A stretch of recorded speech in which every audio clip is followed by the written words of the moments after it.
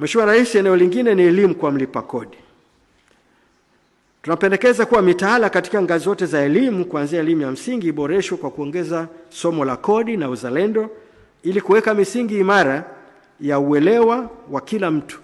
kuhusu wajibu wa raia na umuhimu wa kodi kwa maendeleo ya nchi, sambamba na kujenga maadili na utamaduni wa uwajibikaji kwa kila mtu. Pili, wakuu wa mikoa na wilaya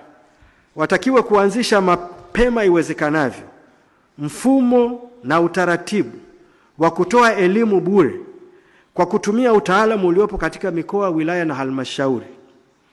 kwa wajasiriamali wadogo kuhusu kuanzisha,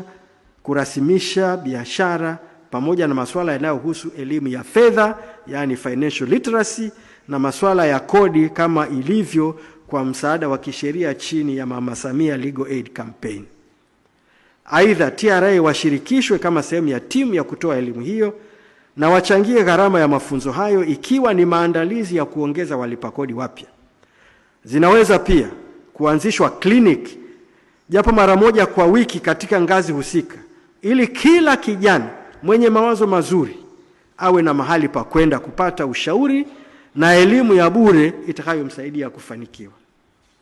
Tatu, chuo cha kodi na chuo cha serikali za mitaa zishirikiane kuandaa mitaala na program maalum za elimu ya biashara na kodi kwa wafanyabiashara wadogo watakao kuja kwenye hizo kliniki, na washirikiane na taasisi nyingine kama vile chama cha wahasibu nchini NBA na chama cha mawakili Tanganyika TLS kwa kujitolea. 4, Wizara ya Fedha na TRA waanzishe kampeni maalum za kutoa hamasa kwa wanunuzi na wafanyabiashara kudai na kutoa risiti za FD